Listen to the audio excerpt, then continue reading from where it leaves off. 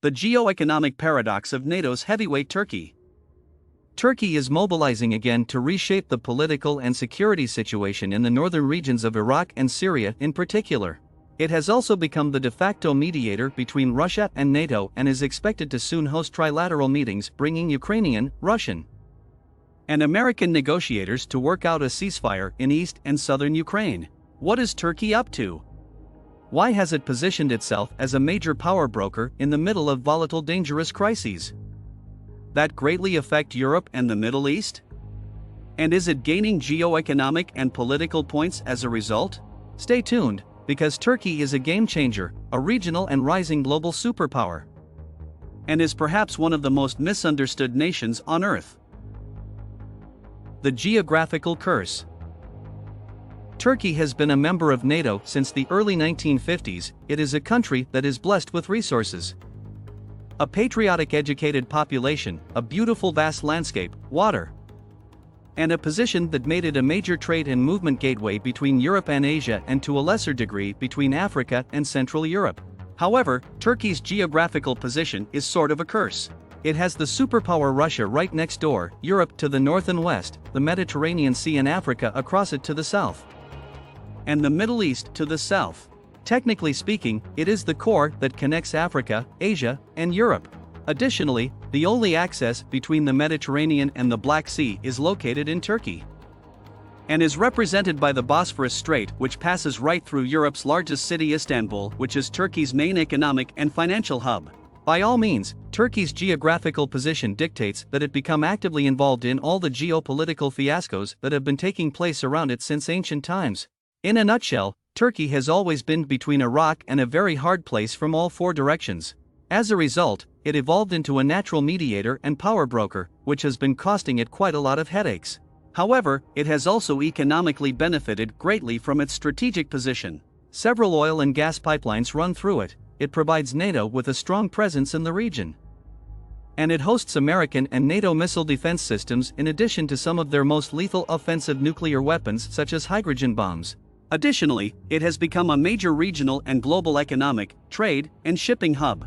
And because it has a very old and rich culture and heritage, it is also one of the most visited countries in the world and a very desirable destination for retirement and investment.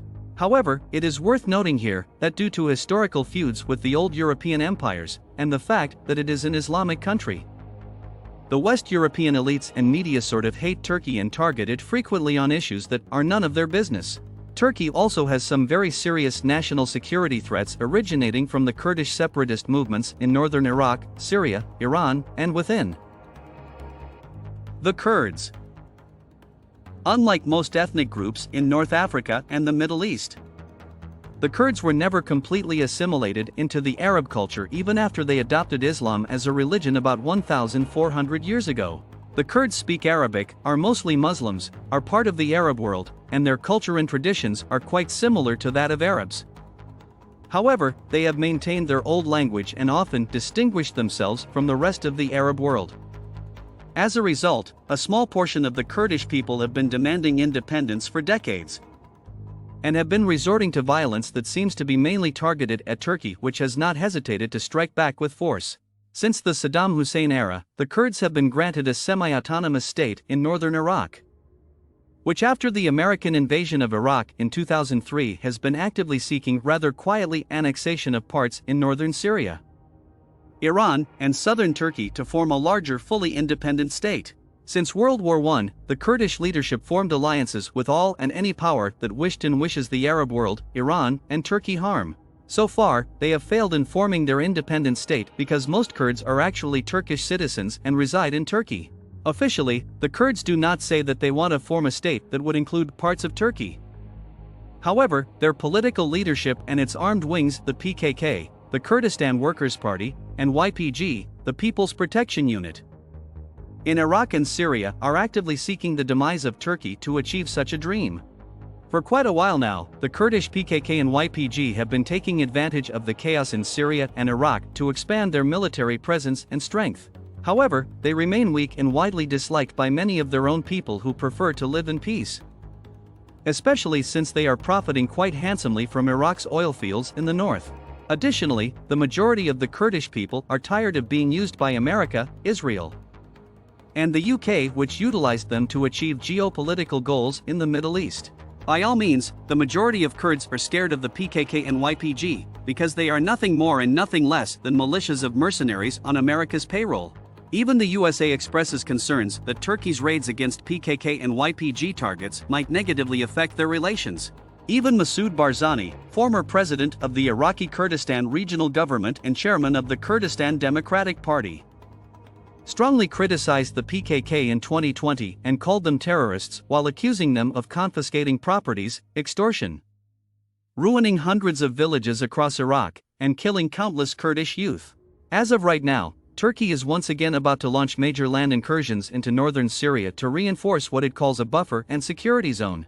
This time it plans on cutting off the YPG, which is concentrated in Syria, from the PKK, which is concentrated in North Iraq, while creating a massive area along the border with Syria about 40 kilometers deep to accommodate Syrian refugees. Turkey is home to about 3.2 million Syrian refugees, and it is unable to absorb more refugees due to its ongoing inflation problems that caused the lira to depreciate up 1,000% in value in the past 3 years.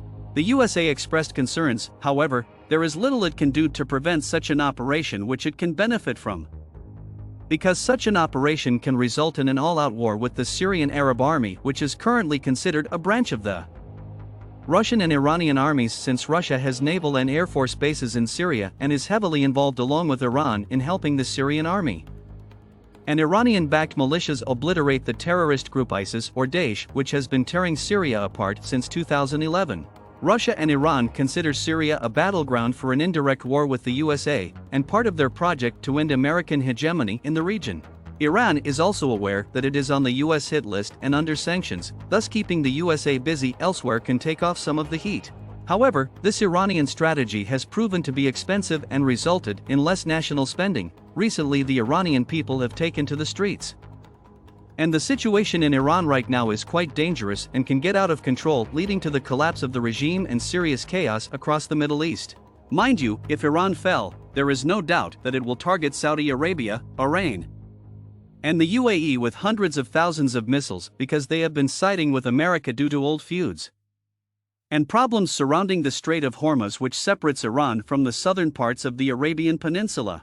25% of oil and gas consumed globally every year must pass through the Strait of Hormuz.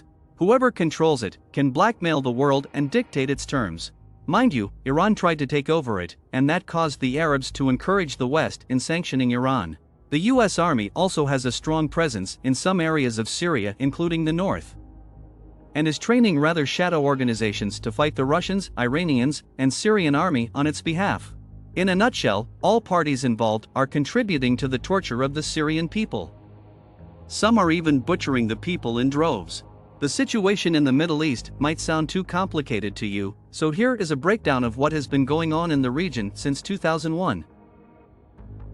Number 1. In the aftermath of the 9/11 attacks on US soil, a classified memo from the White House reached the Pentagon announcing that America is going to war with 7 countries: Syria, Iraq, Iran, Lebanon, Libya, Somalia, and Yemen, to restore what it called America's deterrence in the region.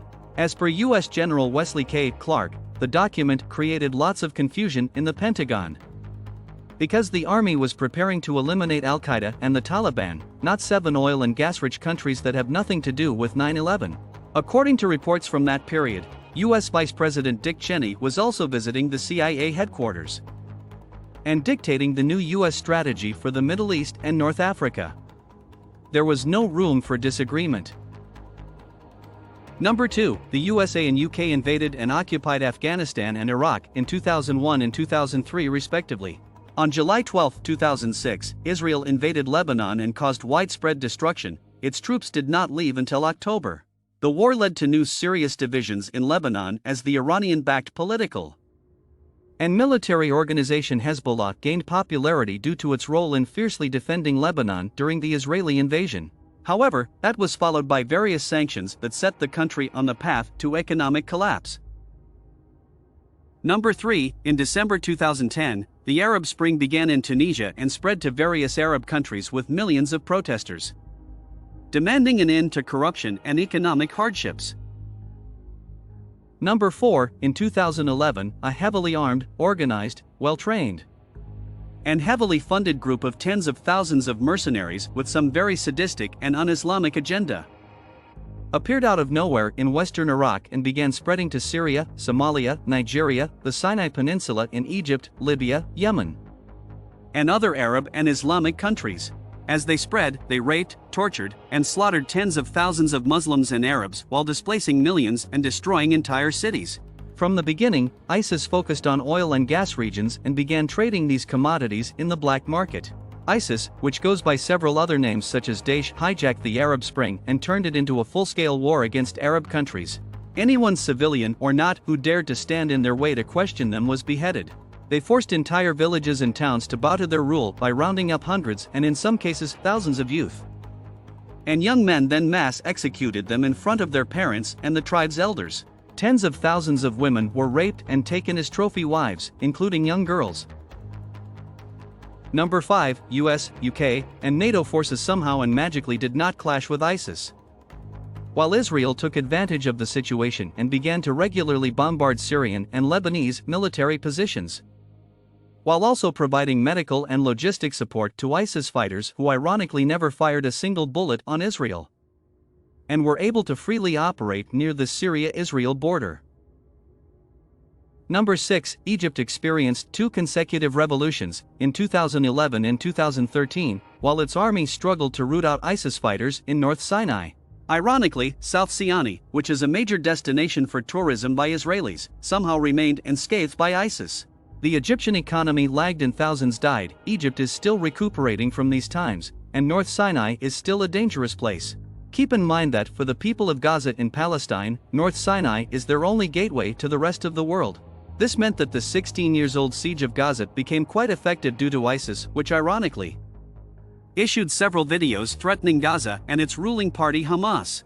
In July 2011, Sudan split into 2 countries after its central government became fed up with decade-old civil unrest in the south that can be traced to one Israeli Mossad agent nicknamed Tarzan.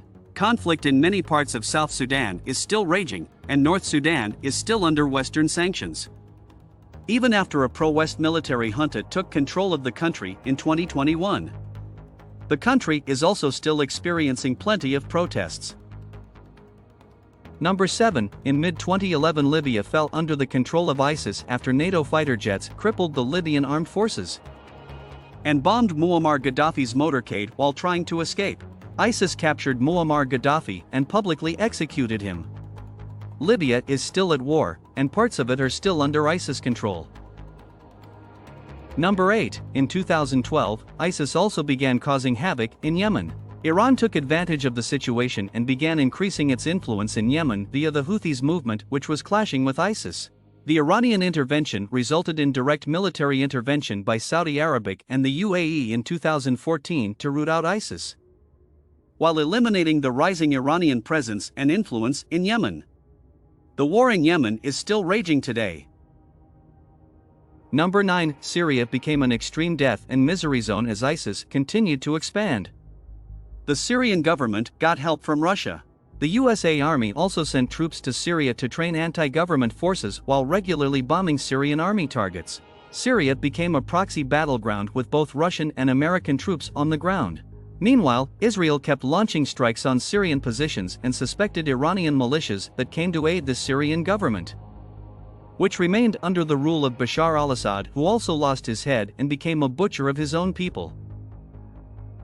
Number 10, in 2016, Turkey began expanding its operations in both Iraq and Syria to fight the Kurdish terrorist group the PKK and its affiliated groups. It has established tens of military bases in Iraq. Some of these bases are 100 kilometers deep into Iraqi territory. However, the Iraqi government does not object to the Turkish presence as it too benefited and continues to benefit from the elimination of Kurdish separatist groups.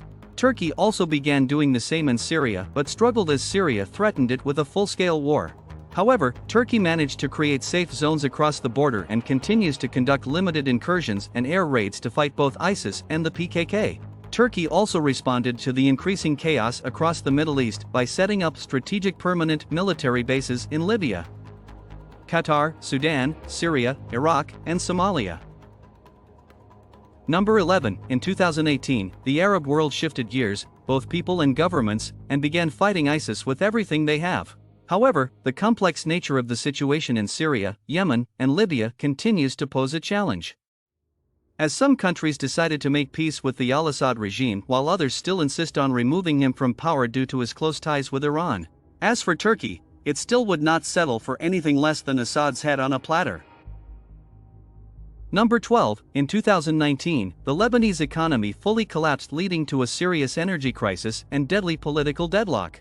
Now Israel and Lebanon are said to be heading for another war over the massive gas fields off the coast of Lebanon that Israel simply wants to claim by any means possible. Number 13. In 2019, tensions between Greece and Turkey reached unprecedented levels since the division of Cyprus began in 1964. The main reason is gas. Turkey has discovered substantial amounts of gas off the coast of Turkish Cyprus, which hosts more than 30,000 Turkish soldiers. Number 14. Russia began building nuclear reactors for Turkey in recent years. This has angered many Western countries that view Turkey as a competitive giant. Indeed, Turkey's heavy industries are rising. Number 15. Turkey has been supplying Ukraine with drones among other weapons, yet Russia has not expressed any anger towards it. This has caused a lot of confusion among NATO heavyweights. Turkey has also made it very clear that it will not allow a full-scale war to ignite between NATO and Russia. Nor it will take part in one even if such a war broke out. It is also believed, but not confirmed, that NATO and US bases in Turkey must get permission before launching any operations. This control gave Turkey a very unique position of power because the USA and NATO heavily relied on and still rely on their naval and air forces in Turkey to conduct operations in the Middle East, Central Asia, and North Africa. As a result, Turkey has become a regional and international superpower and is effectively acting as a wall that prevents both the East and West from clashing. Unfortunately, for many Western nations, the USA and their elites, that kind of power in the hands of a strong Muslim country, headed by strong Muslim leadership, is a very angering matter. Such hatred was expressed in the Western media as they celebrated the failed coup in Turkey in 2016. Many Western leaders were already congratulating the generals who attempted the coup when the news broke that the Turkish people took to the streets and stopped the coup.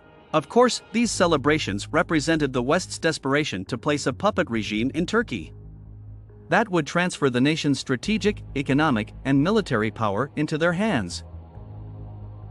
Renewed major activities in Syria. The last time the Kurdish PKK attacked deep inside Turkey was on November 13, 2022. Since then, Turkey, which has military bases in northern Iraq and a heavy presence in some regions in northern Syria, has launched several aerial attacks on some PKK and YPG targets.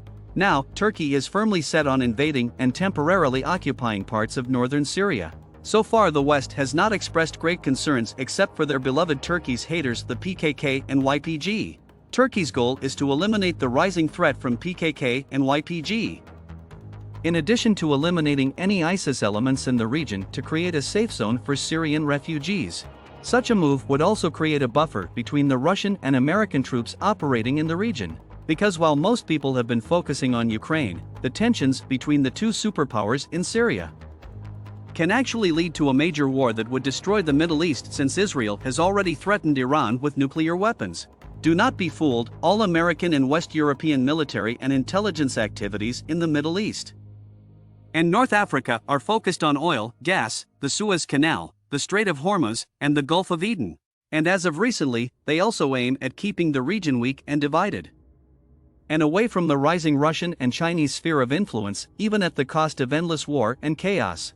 The Arab world is a massive resource-rich continuous area. If these countries would share the same language, culture, history, and religion united into a single federation armed with nuclear weapons, it would become a superpower that dictates what other superpowers do and do not do. Hence, the interest, greed, and divide and conquer games by the West. Turkey and Iran are also terrified of such a scenario because it would be their end as regional powers. Nevertheless, the Arabs are not interested in creating a united bloc because they cannot agree on anything anyway. The Western fear is more imaginary than real and is mostly based on old horror stories of when the Arabs and Muslims had a massive empire that lasted for more than 1,000 years and ended with World War I. The bottom line is, it is all about oil, gas, shipping routes, market control, heavy industries, and other resources. As for Turkey, it is just a middleman with a lot of self-interest and patience to put up with excessive chaos around it. In conclusion, the entire geopolitical and geoeconomic reality that rattled the Middle East and North Africa in the past 22 years was nothing but a result of something planned that began with a wet dream by vengeful sadist American neoconservatives and neoliberals who pushed George Bush to send a memo to the Pentagon in September 2001, with entire nations listed on it as a target for assassination. Mind you that unofficially, they also wished that Turkey would collapse and fall under the control of a regime that they can control. That's all for today. Hope you found this video interesting. Please comment on it below, give us a like and subscribe to our channel for more interesting videos. See you soon!